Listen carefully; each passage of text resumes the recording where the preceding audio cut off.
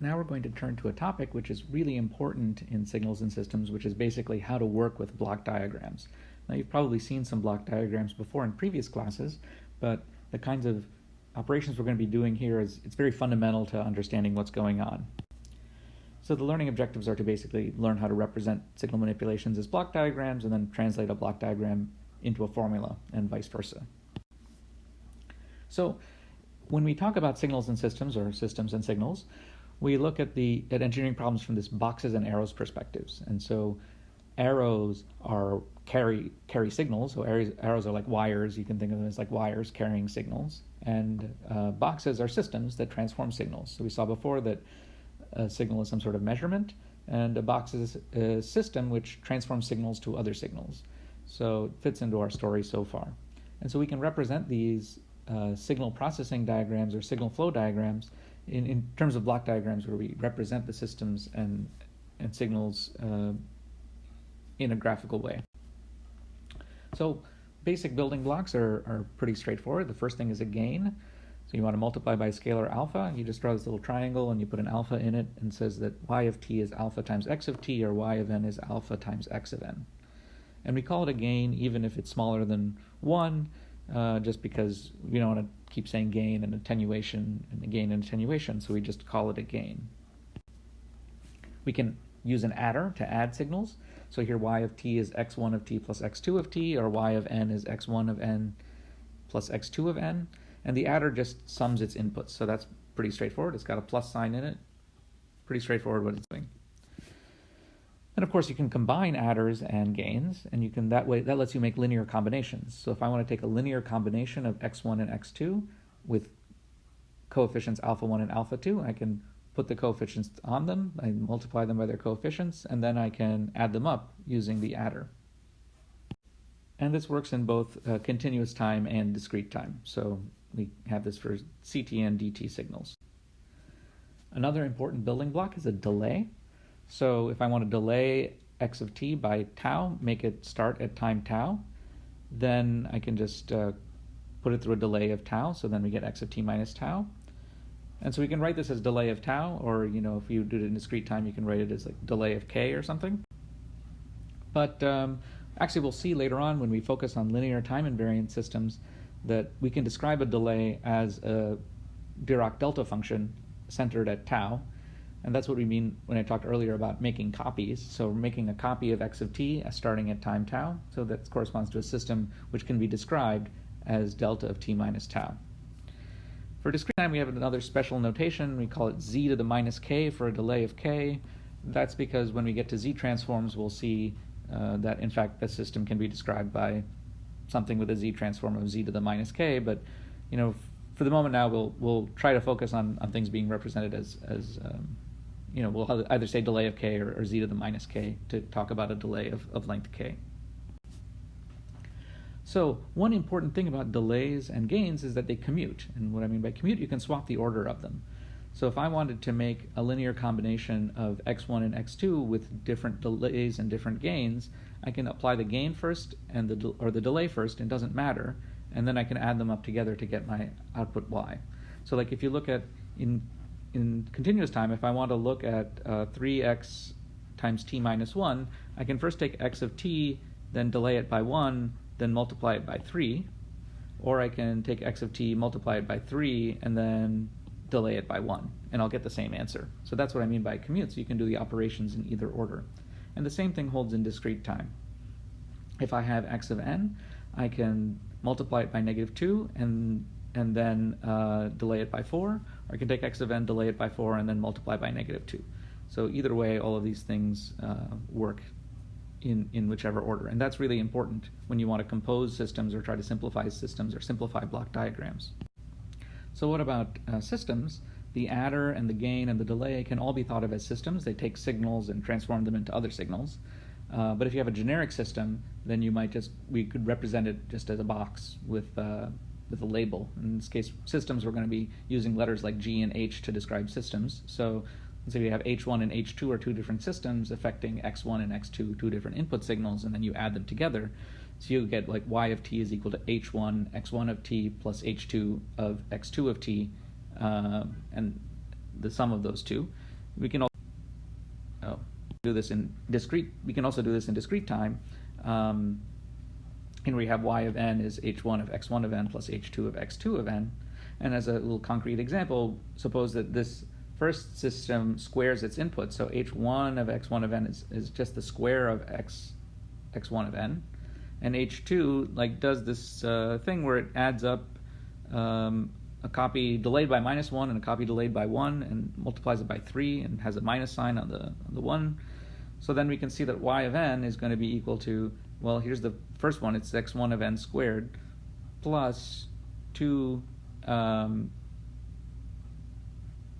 this should be 3 actually, sorry, this should be 3x2 of n plus 1 minus 3x of n minus 1. So another system that appears very often is something called a modulator. And what a modulator means is you take a signal and multiply it by another signal, which we call the carrier signal. So this cosine here, for example, is called a carrier. So you modulate the signal x onto the carrier, say we'll call this c of t, and then you multiply the signals pointwise. So we just take x of t cosine 2 pi f c of t. And usually the signal that we're modulating onto, this carrier signal, is some sort of high frequency sinusoid. So it's like cosine of 2 pi fct, where fc is something large like the center of your radio channel. So if you have a radio channel at a certain megahertz or kilohertz, that would be your fc. So if there's some delay, you might, between the oscillator producing the cosine and the multiplication, then you would get some delay, x of t times cosine 2 pi fc of, say, t minus tau, if there's a delay of tau. If we look at the signal, suppose that x of t is equal to e to the minus t here, then we can see that the signal, this is e to the minus t, and this is minus e to the minus t, and this cosine is going to be bouncing around up and down between the signal x of t and its negative. So these form what are called the envelope of the modulated signal. So here's an example where we use modulators. This is an AM radio transmitter, which is used both for AM radio, like in your car, but also is sort of building block for more complicated communication systems like 4G. So we have a signal modulated onto a cosine that's then sent over the air. So we have this cosine, here's our carrier, right? This is our carrier. And it's multiplied by a gain, AC, to say, okay, here's the carrier gain. And then we multiply our signal m of t. We modulate it onto this carrier. That's our signal s of t. And then what happens is it goes through, this is the noisy communication link. So this is a mathematical model we use for it, where we say w of t is noise. It also multiplied by some gain alpha, and it gets added to our signal s of t. So s of t is what comes out of the radio transmitter, and y of t is what's received by the radio receiver. So alpha squared, then in this case, is called the noise power, because alpha is the noise gain, so you square it to get power. And the general assumption often is that this w of t is what's called additive Gaussian noise, or white noise. And when you take further classes, beyond this class, they'll talk more about noise and its properties. So the last topic I want to talk about for block diagrams is feedback. Feedback is very important in all sorts of engineering systems. I mean, you can't control anything without feedback. You have a sensor, it senses something, and then it uses that value to change what's going on. So that's the use of feedback. So we want to understand what's called the input-output relation of the system. That is, how does the output y of n depend on x of n, the input, when we have feedback in the system. So how should we start out? Well, we can start out first with writing down what y of n is. So y of n is equal to, well, it's alpha times x of n, because that's coming in from this path. And then from this feedback path, we're getting plus alpha y of n minus 1, because this is a delay of 1. Okay, so we can use this formula. We can say with yn minus 1, we can see where the feedback is, because y of n depends on the past value of y. that is y of n minus 1, so we'd like to figure out how does it depend on x's. We want to see how it depends on x's, not on past y's.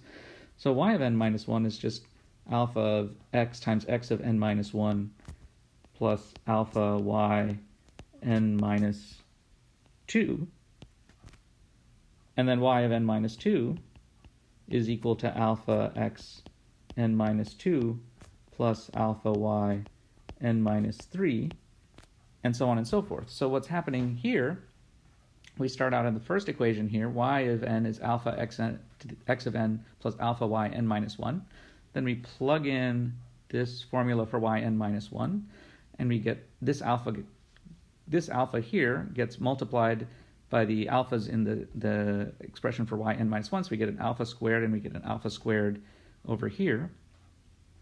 And then we plug in for y n minus 2, that's going to give us another alpha, so we're going to get alpha cubed and then an alpha cubed n minus 3, and so on and so forth. And if you repeat this process, you can see that as you increase this infinitely long, you get that y of n is actually equal to the sum from k equals 0 to infinity of alpha to the k plus 1, x of n minus k. So we have x of n minus 0, n minus 1, n minus 2, n minus 3, and so on.